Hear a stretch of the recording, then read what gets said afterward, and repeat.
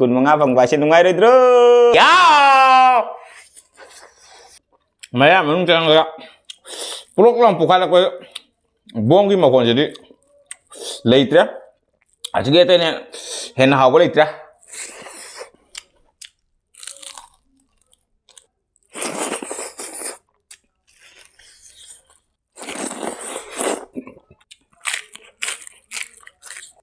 ini video dah huran agak reaction pandai kita guna wife saya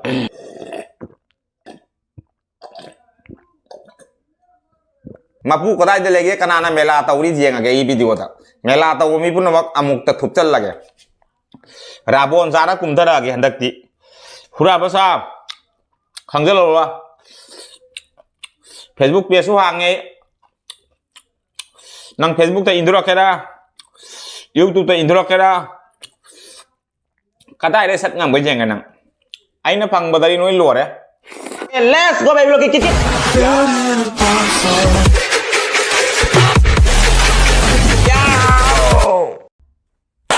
Hai maya kita mentang sih jono video pudung laksa dengan sih kan meten cana dulu maya yang tapi nasi lagi meten makai nasi kan tamu jadi kok asik sih yang sak keno ka lok lagi yang sak irom malai jere asik sih kang soy lagi jere asik ngata wani hum lagi ani malai jere asik sih mana tapi lagi jere cik nabi dah sini ngasih meten dulu maya sabah nabi terus let's go belok kikit ya tuh jadi ina kibina sabang sabang ngangal ina wangang ina aduh deh kerap nang ngangal lagi ya ha magi ngang masih kerap kan ngangal jadi lagi itu hanya kiti wain tahu kerap tuh gini apa aduh deh maya saja lagi kok kang soy sih lagi jere asik irom malai jere yang sak keno ka tahu na kaya di lok lagi ka aduh di sabah tamu jadi kok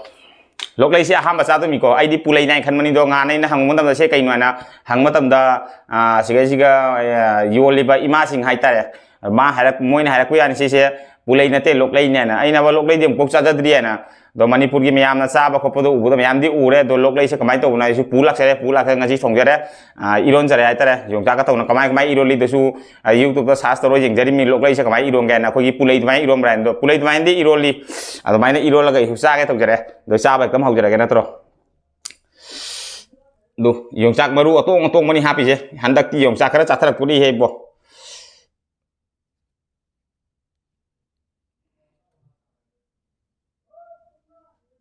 langi nak kimi sing je mayam di tab rồi máy quạt là đi nè ấy là ngang nghe một số pangang tại ngang nghi vô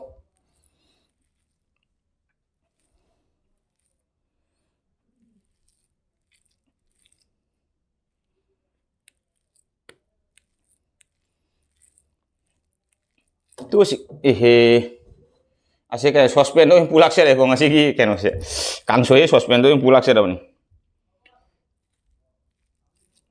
hendak kita aksi juga ini nungai teh aku ica hau tuh mainnya ini nabi aksi kemana tuh ini hang deh lain nasa aku itu upaya lete yang sang maru nguntan itu maru tuh ngabai yang sang nguntan nih ya mohong na pangjere yang sang lupa sam ki kun mengapi deh yam hong pangjere tuh mayam di khang deh mayam ki magai deh kamai pindah deh tuh di khang deh kok do yung son dari hong ya nih tuh hari nu pina do yung khang deh ai sih gadi jam hong jere hai ta ai na matam ma da yung jak sa ki bedo lupa sam ki yung jak ani ni phangi do sinju jam matam da haji ti lupa sam na yung jak sen nang kun manga phang ba sen nungai re dro aduri miam sa ba hono bedo dro let's go belo ki kit ya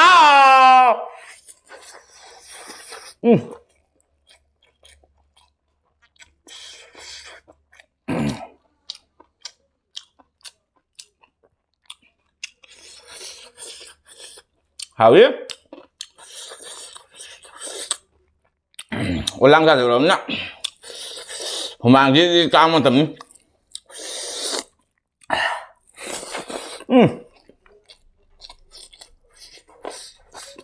nhưng cao một lúc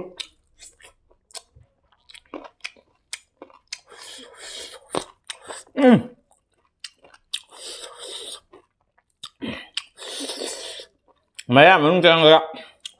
pulok lang pukal ako bongi mo kon jadi leitra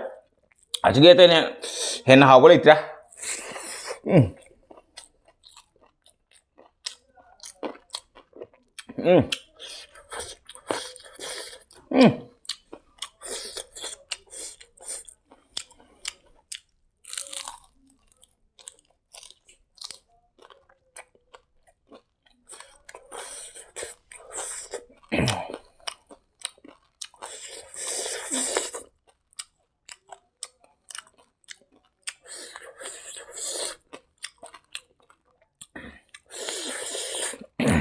खरं केमगदनी योंचाक कꯩनोसक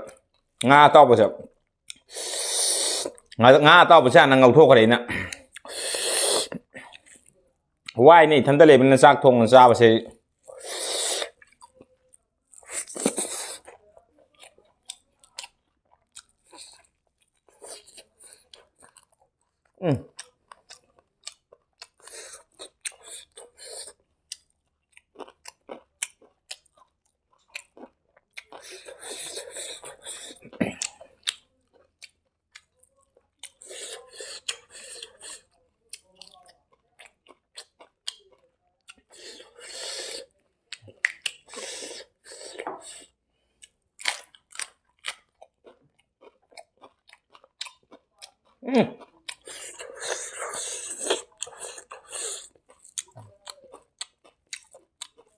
mana masing phangde gi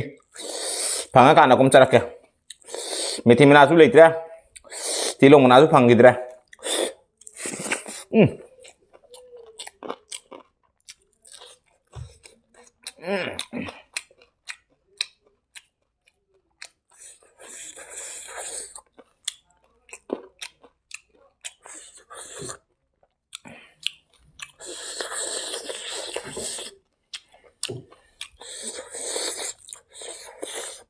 영상 부가 뭐 하고 그러니까 이하면 뭐 하는 게 대생 뭐니 뭐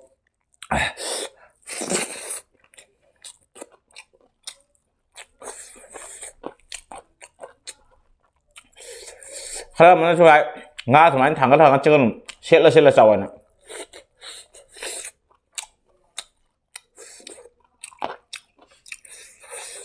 ấy giải thằng cái nó sẽ còn sao hình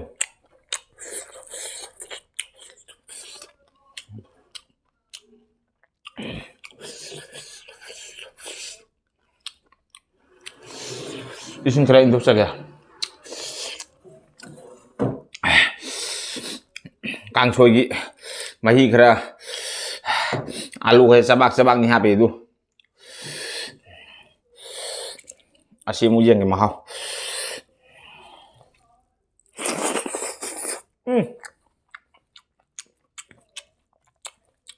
đi chứ mà không phụ cay đi bộ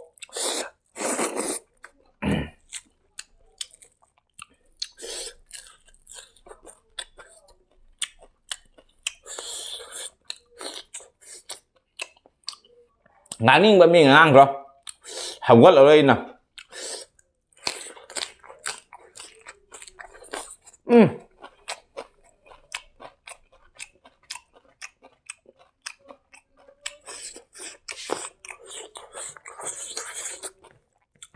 ấy bầm cho thuê anh chứ mà không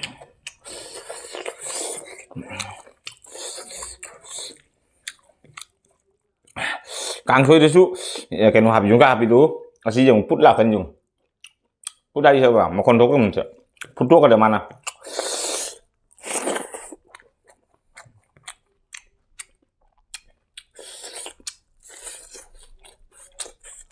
ấy idom berapa jam kat sini ya mấy cái lẩu hộp à sẽ mà không mà con tay nào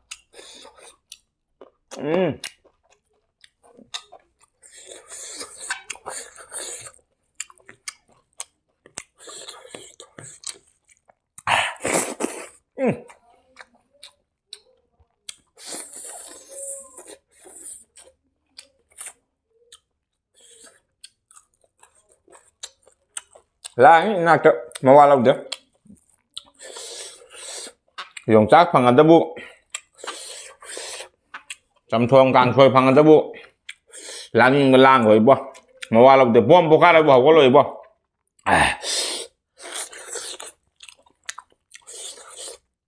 anh là súc sạchที่ปั๊มบะให้ย่างจำทวงกลางช่วยอีรอนบะ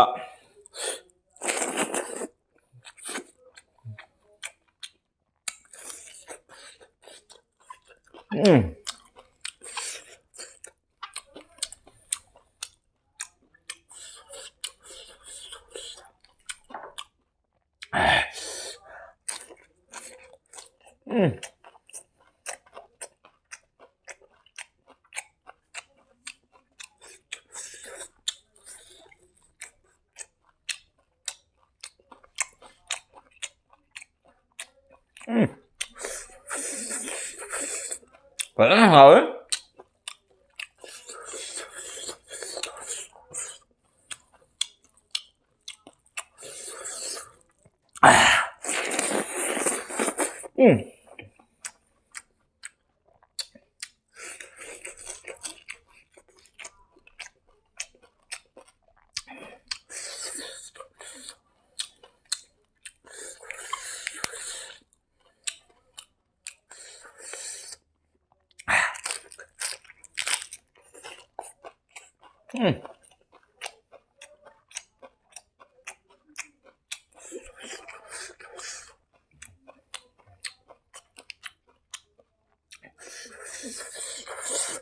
cả đi mà hao nữa bơ.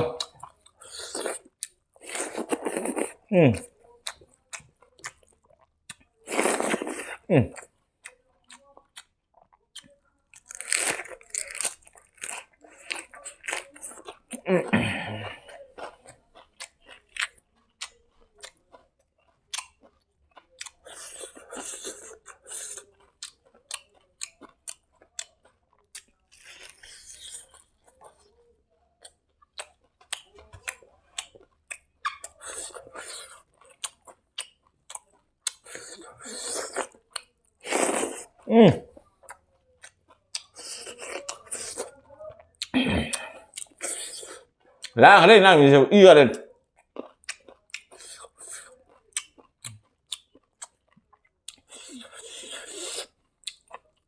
Mapa kali melaka inonde. Uwa ande. Tanna inno waisi na demo.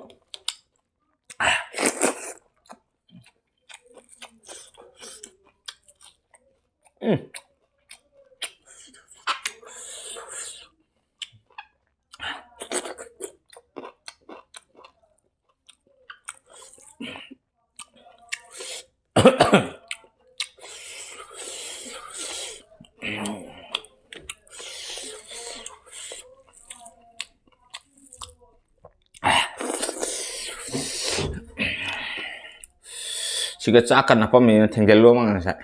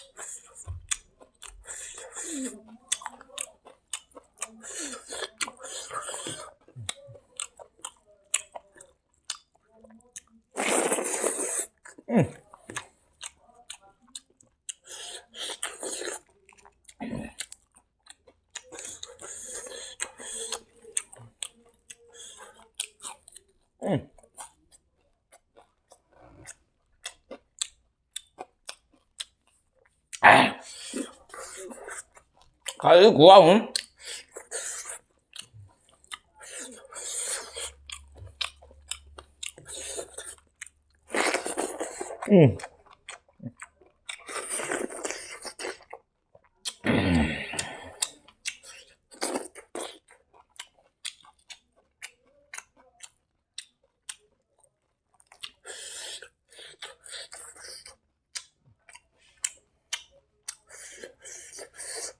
Kami reply to work kiri hendak makan ya. Ay nawa tong video sem kan ni. Miki video to huran aga. Reaction pan de to bana wai sai ya. Adona video ra ka jam ngani ngre. Singye mi singye loi na. Ay nawa thabak su mo na nungai nungai sen tang ya hona de.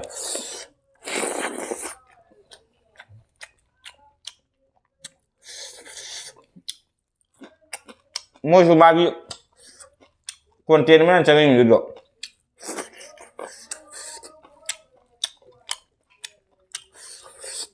Migi video pun mau jangan agak Facebook tu lau thok ka action tu ini. Nungai dia YouTube เลือกทั่วก็ดีแอคชั่นตัวบังคับเดือดหรอ Facebook เลือกทั่วก็คดีง่ายนี่มาสิมาอย่าป้ามันนี่อะโดยสุด permission ทางเดินตัวไหนนะแต่เราท่องตัวบุตรท่านงวยเตี้ยไอ้อะตัวในวิดีโอจำงานนิ่งเด้อไอ้กี่หาในวิดีโอมาสู่งานอาหารมีมันทางกันละพวกวิ YouTube เตอคดีง่ายนี่งานง่ายมันตลิด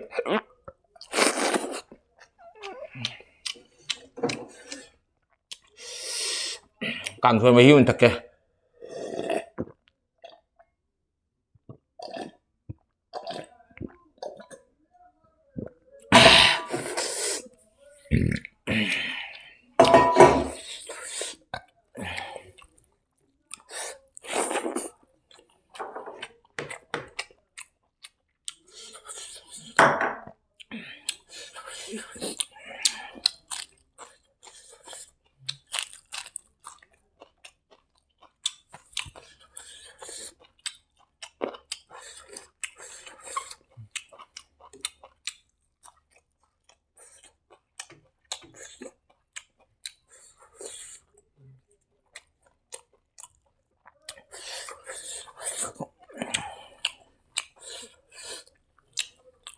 พันธะไม่เหมือนไอ้กี่วิดีโอยูทูบยิ่งยำเถอะ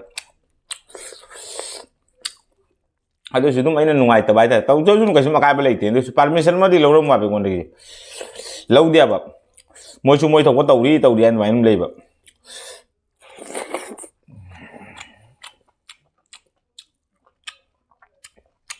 คนสุกวันวิดีโอไม่ใช่มีนุ่งมวยนุ่งงานไอ้วิดีโอเราเพราะว่า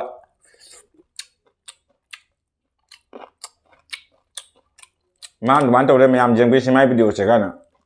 ดูวันทัดคนเนี่ยแบบ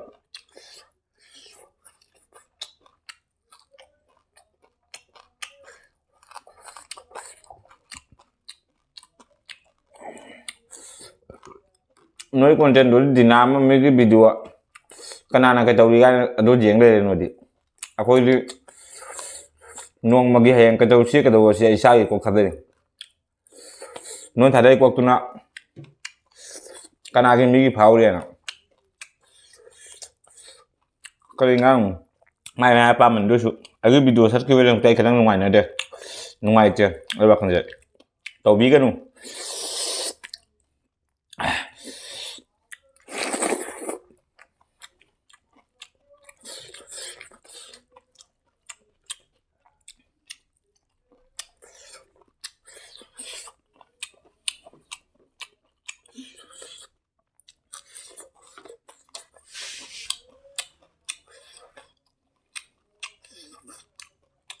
YouTube เลยสะตัวก็ Facebook ก็หายใจหมดดิ YouTube ไปแล้วเนี่ย YouTube ก็หายละ Facebook ไปแล้ว Facebook ก็หายใจหมดจ้ะไอ้กี่วิดีโอสิ YouTube ก็เลยวันนี้ไม่ยามกินจนตรงนั้นไม่ยามทางมั้งกันตัวเนี่ยอาจจะ YouTube ไอ้ Facebook ที่เพจมาห่างจากนี่นะอะตัวกำไมตัวเด็กก็ส่งฟังเดี๋ยวไอ้ดูวิดีโอมาเต็มดูทางอะไรสุไม่ยามท้าแต่ดูจังวิวไอ้กี่วิดีโอต่อไอ้กี่ Facebook เพจมาเลยเป็นคิดยาวเลยเป็นดูดู follow ตัวสัตว์ยังวิวไอ้ดูก็ให้ในจังบันเตะก่อยดิอะดูไม่ยามตัวที่ว่าลีลาที่เห็นมันที่ในห่างตัวจัดไปห่างจังไปอยู่อันนี้นะลีลาที่ก็ได้พัมเลยกี่ลีลาที่รู้เชลล์กันนะ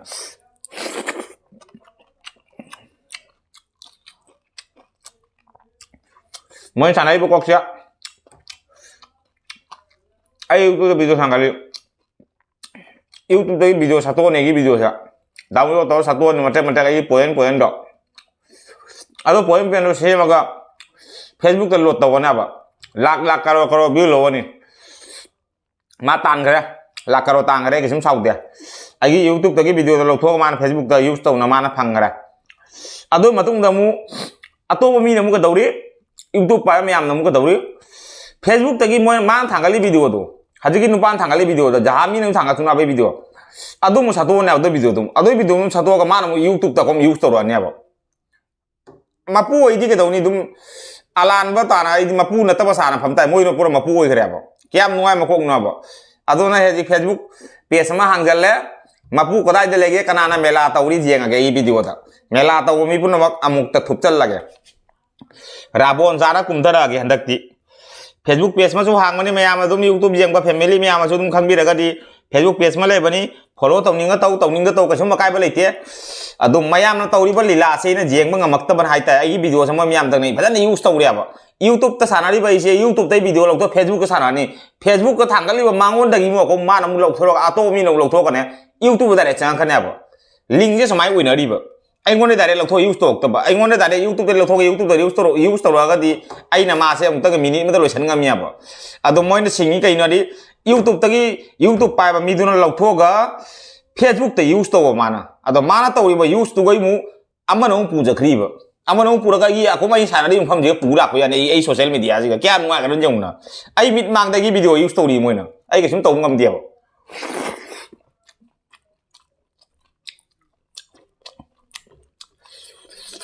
adong na hura basa khang lo wa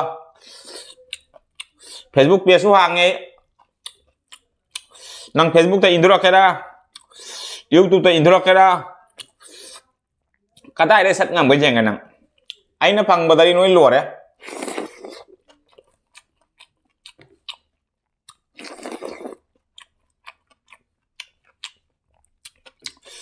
ะสั่งนะคือ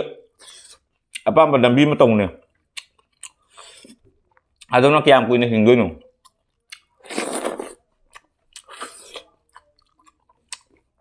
karena ini view kita udah jar ya matang mana nung tahu di sounding betapa nih kau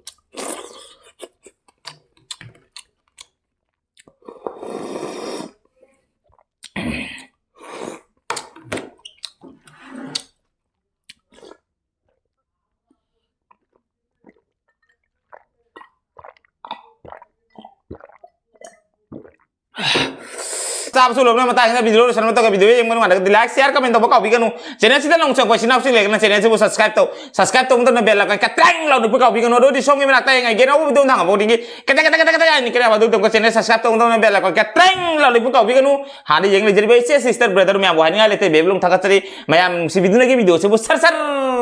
lalu kerja atau video si hari kami ada kayaknya biasa lalu lagi ngasih di baby next video pun ngasih di bye bye